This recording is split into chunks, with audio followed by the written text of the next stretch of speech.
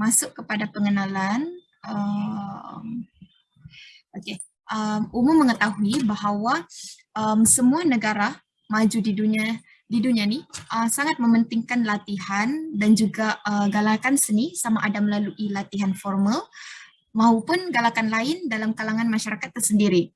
Seni mempunyai maksud yang tersendiri di mana ia merujuk kepada program pembangunan di mana kedua-duanya amat memerlukan bimbingan serta perancangan yang rapi. Dengan itu, hiasan ini sebenarnya terbentuk serta terjalin hasil daripada seni dan juga seni hias.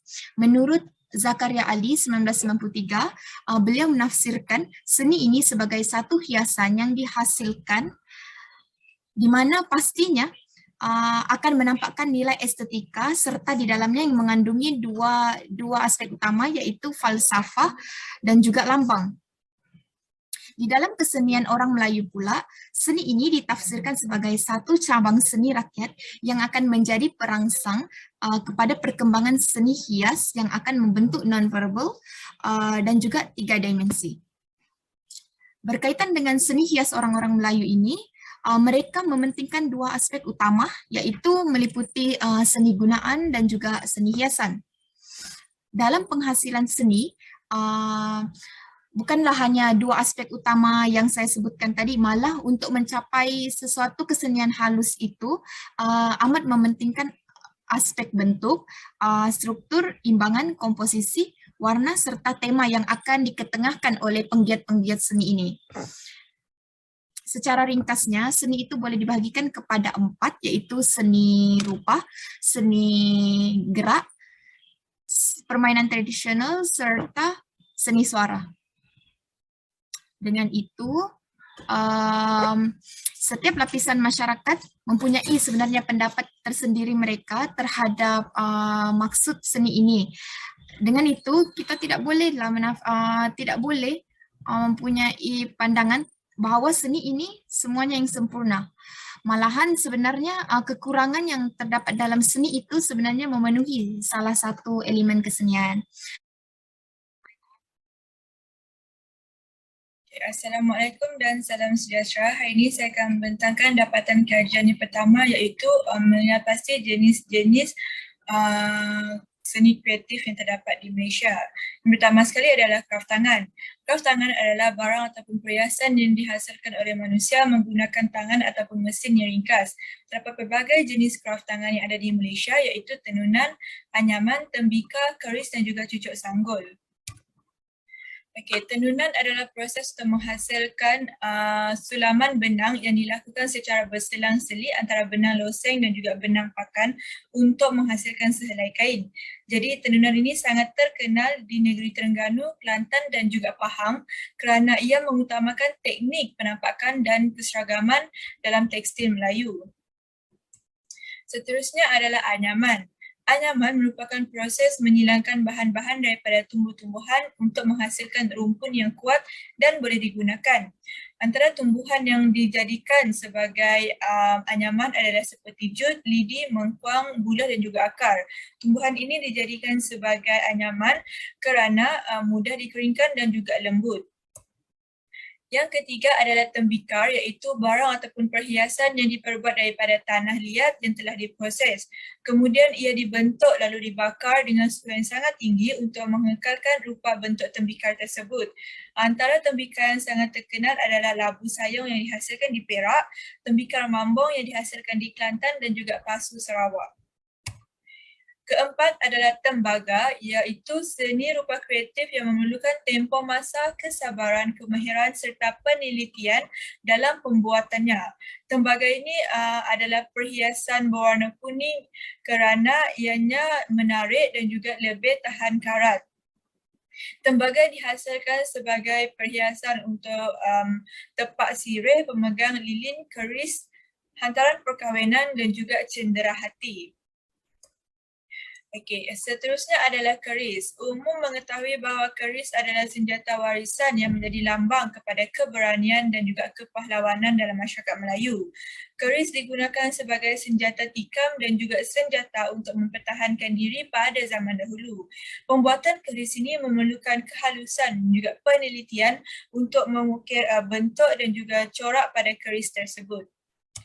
Akhir sekali adalah cucuk sanggul, iaitu senjata diri yang sinonim dengan perhiasan kaum wanita Melayu pada zaman dahulu. Jadi cucuk sanggul ini diselitkan di sebalik rambut untuk merapikan rambut supaya rambut kelihatan kemas. Cucuk sanggul diperbuat daripada logam, kayu, tembaga, swasa, emas dan juga perak. Terdapat pelbagai jenis cucuk sanggul iaitu cucuk sanggul bunga pacak, cucuk sanggul jurai, cucuk sanggul bunga senayan dan juga cucuk sanggul putih pendek. Sekian, terima kasih. Nama saya Nurul Ashkin Abdul Aziz, nombor metrik 204108. Saya akan menyambung pembentangan seni persembahan Melayu. Seni persembahan Melayu adalah pertunjukan seni yang dilakukan secara langsung kepada penonton. Tujuannya adalah untuk mengekspresikan emosi dan perasaan daripada pelaku kepada penonton. Terdapat 4 elemen seni persembahan iaitu masa, ruang, tempat dan hubungan.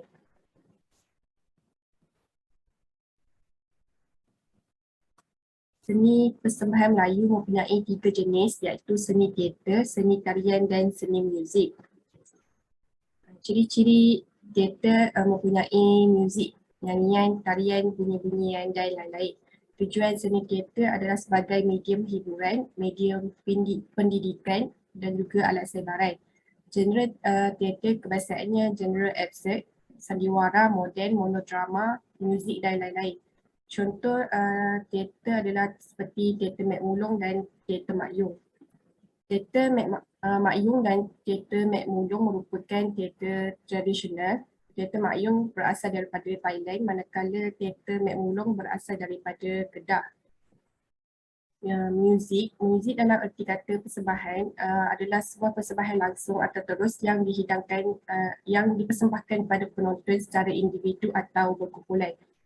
Fungsi muzik adalah seperti tujuan hiburan sebagai pergaulan masyarakat, kepentingan agama dan juga mengikut ciri yang tertentu seperti genre muzik itu sendiri. Contoh seni muzik, seni tradisional muzik Melayu adalah seperti nobat. Pada zaman Kesultanan Melayu Melaka, nobat dilihatkan dengan kelaziman nobat dimainkan seperti gendang, nafiri dan serunai. Namun pada zaman kini, alat muzik yang dimainkan nobat terdiri daripada serunai, nafiri, gendang ibu, gendang anak dan gong. Negeri-negeri yang masih mengekalkan muzik nobat adalah seperti negeri Perak, Kedah dan Terengganu. Kalau nobat, terdapat 3 jenis gendang iaitu gendang negara atau negara, gendang ibu, gendang anak. Dan alat-alat tiupan nobat, alat-alat tiupan utama nobat seperti serunai dan nafiri. Lagu yang dimainkan dalam nobat seperti Raja Burung, Belayar, Malawala dan sebagainya. Sekian sahaja daripada saya, seterusnya akan dibentangkan oleh rakan sekumpulan saya. Baiklah, saya akan teruskan dengan seni persembahan tarian. Apakah yang dimaksudkan dengan tarian? Tarian merupakan satu persembahan melalui pergerakan tubuh badan secara berirama yang dilakukan di tempat dan waktu yang tertentu. Tujuan tarian ini dilakukan adalah yang pertama untuk keperluan pergaulan, yang kedua untuk mengungkapkan perasaan, yang ketiga untuk menyampaikan maksud dan pemikiran, yang keempat untuk menyampaikan atau menyatakan sesuatu pergerakan tubuh yang diselami emosi atau jiwa penari. Tarian ini, cara disampaikan adalah dengan bunyi-bunyian ataupun muzik. Gerak tarian adalah berbeza daripada gerakan rutin seperti berjalan atau senaman. Antara salah satu tarian Melayu tradisional ialah tarian Zapin. Perkataan Zapin ini diserap daripada perkataan bahasa Arab Zafana ataupun bermaksud menari. Zapin dalam persembahan Zapin ini, alat muzik yang digunakan ialah gambus, gendang, rebab, akordion dan rebana.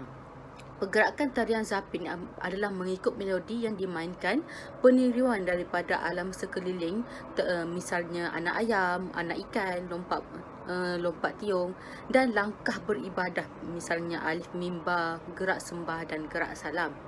Baiklah, tarian zapin ini juga mempunyai elemen-elemen kesenian Melayu dan Timur Tengah, iaitu pada abad ke-14, mubalik Islam Parsi dan Arab mendarat di Johor dan membawa pengaruh kesenian ini ke semenanjung Malaysia. Dahulu, zapin ini hanya dipersembahkan oleh golongan lelaki untuk upacara keagamaan. Tetapi kini, tarian ini terdiri daripada golongan lelaki dan perempuan dan yang dijadikan sebagai salah satu bentuk hiburan tradisional.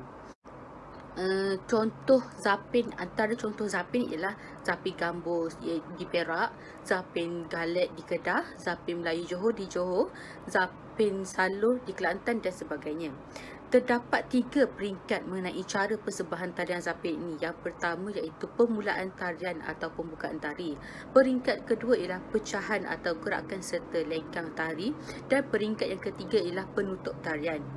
Dari segi pemakaian pula, pemakaian wanita dalam persembahan zapin pula, pakaian wanita ialah baju kurung atau kebaya berserta selendang yang dihiasi dengan sanggul dan bunga-bungaan yang dipakai di kepala. Lelaki pula memakai baju Melayu sama ada gaya cekak musang ataupun teluk belanga Johor berserta songkok di kepala. Itu saja. Terima kasih. Assalamualaikum warahmatullahi wabarakatuh. Nama saya Nordiana binti Rusli, bernama matrik 185922. Saya akan meneruskan pembentangan dengan dapatan kerja seterusnya iaitu Seni Sastera Melayu. Perkataan sastera berasal daripada bahasa Sanskrit yang bermaksud kitab suci. Dalam seni sastera Melayu, sastera dikategorikan berdasarkan zaman atau masa sesebuah hasil sastera itu dikesan atau wujud. Secara umum, pengkategorian sastera merujuk kepada tradisional dan moden. Kedua-dua sastera Melayu tradisional dan moden meliputi 2 genre iaitu prosa dan juga puisi. Berikut merupakan contoh-contoh puisi dan prosa bagi kedua-dua sastera Melayu tradisional dan juga sastera Melayu moden.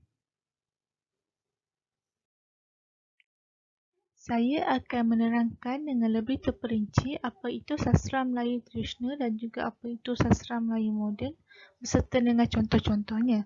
Pertama sekali, sastera Melayu tradisional. Sastera Melayu tradisional merupakan karya-karya yang telah diwarisi secara turun-temurun. Sastera tradisional diluaskan melalui lisan. Ianya memberikan gambaran akan cara hidup atau budaya sesuatu masyarakat. Salah satu bentuk puisi tradisional adalah gurindam. Gurindam adalah sebuah wacana yang mengandungi kalimat-kalimat yang berirama di mana isinya berunsur nasihat dan bentuknya semacam bidalan. Salah satu gurindam yang tersohor adalah Gurindam 12, merupakan karya hasil karangan Raja Ali Haji yang termasyhur. Gurindam 12 menyentuh perihal ketuhanan, keagamaan, budi pekerti, kewajipan antara anak dan ibu bapa dan sebaliknya serta hidup bermasyarakat. Di sini disertakan sedikit petikan daripada gurindam ini.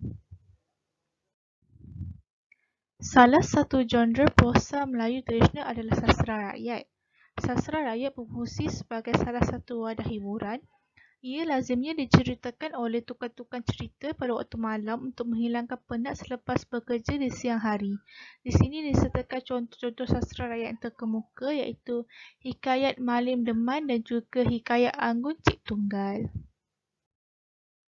Beralih pula kepada sastera Melayu moden, jika sastera Melayu tradisional menampakkan unsur-unsur didaktik serta cerminan kehidupan, sastera Melayu moden pula menyentuh kepada kritikan sosial masyarakatnya.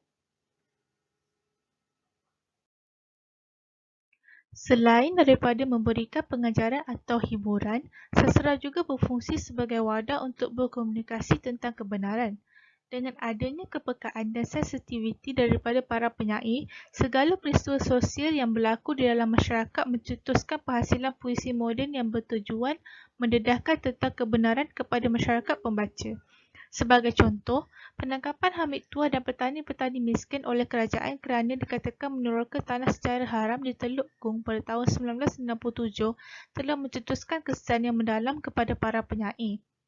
Suara protes penyair yang diungkapkan dalam sajak Kemala bertajuk Teluk Kung bertindak balas sebagai tanda ketidakpuashatian mereka terhadap kerajaan yang dianggap tidak bertimbang rasa kepada golongan bawahan. Akhir sekali, prosa Melayu moden. Prosa Melayu moden terdiri daripada genre cerpen, novel dan drama. Karya-karya Abdullah Munshi merupakan salah satu contoh prosa Melayu moden yang terkenal. Berbeza dengan sastra tradisional, karya-karya Abdullah Munshi bertitik tolak daripada pengalamannya sendiri. Contohnya, dalam Hikayat Abdullah dan Kisah Pelayaran Abdullah, beliau menyebutkan tentang bagaimana beliau tidak mengerti akan sikap orang Melayu yang tidak menghiraukan bahasa mereka sendiri. Sekian daripada saya. Sekian, terima kasih. Seterusnya saya akan menerangkan tentang fungsi karya kreatif terhadap manusia. Seni yang diciptakan atau dihasilkan sudah tentu mempunyai fungsi dalam setiap aspek. Di antara aspeknya terdiri daripada individu, masyarakat, keagamaan dan juga ekonomi. Untuk individu, karya seni ini penting kepada seorang individu itu untuk melahirkan seseorang yang kreatif dalam sesuatu bidang. Seorang individu juga akan menekankan segala bentuk emosi di dalam karyanya sewaktu menghasilkan sebuah karya seni. Sebagai contoh, penghasilan kain tenunan. Penenun akan menggunakan kreativitinya dalam menghasilkan kain tenunan yang baik dan sudah semestinya penenun akan memilih benang, warna dan corak yang menarik. Hal ini akan menjadikan hasil tenunan itu menarik dan juga unik. Seterusnya, masyarakat. Karya seni ini secara umumnya penghasilan karya seni ini secara umumnya untuk ditunjukkan kepada masyarakat. Hal ini kerana karya kreatif ini menjadikan salah satu kaedah untuk masyarakat berinteraksi dengan karya seni iaitu melalui penghayatan. Sebagai contoh, seni tarian, seni bina. Selain itu, kesenian ini juga berfungsi sebagai salah satu bentuk hiburan yang menghilangkan kesedihan, kedukaan dan kebosanan dalam kalangan masyarakat. Sebagai contoh, seni persembahan seperti wayang kulit. Bahkan karya seni ini juga menjadi salah satu cara untuk mengkritik masalah seperti masalah sosial, politik dan sebagainya. Ini keagamaan. Karya seni ini memainkan peranan penting dalam ranah keagamaan. Hal ini kerana karya seni ini sangat berkait rapat dengan keagamaan. Sebagai contoh, karya seni ini juga terdapat dalam agama Islam seperti penghasilan kaligrafi Arab yang terdapat pada ukiran masjid. Karya seni ini dikenali sebagai tulisan khat.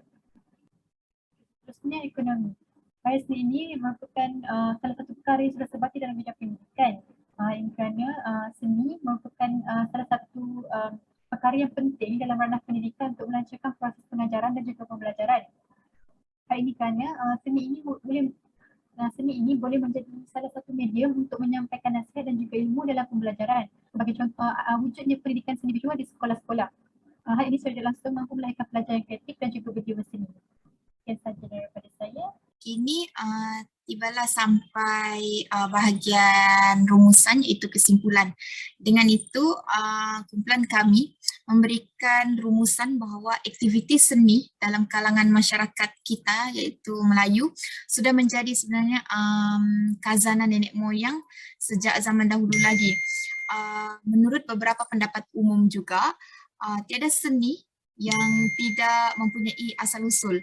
Hal ini dikatakan demikian kerana seni itu diturunkan secara turun-temurun dari zaman nenek moyang lagi. Oleh yang demikian, dapat juga kami simpulkan bahawa seni ini merupakan aspek yang sangat penting dalam kehidupan masyarakat dari dulu sampai sekarang. Kerana seni ini wujud hasil daripada kecerdasan minda masyarakat yang tinggi pada zaman kini. Dan begitu juga harapan kami bahawa dengan adanya kecerdasan minda yang tinggi ini dapat menyumbang ke atas perkembangan industri seni. Akhir kata, kedudukan Malaysia yang sebegini pada hari ini serta disanjung oleh negara-negara lain adalah disebabkan oleh karya seni kreatif yang sangat dijunjung tinggi dan juga digiat gigih oleh penggiat-penggiat seni. Itu sahaja daripada kumpulan kami. Sekian dan terima kasih.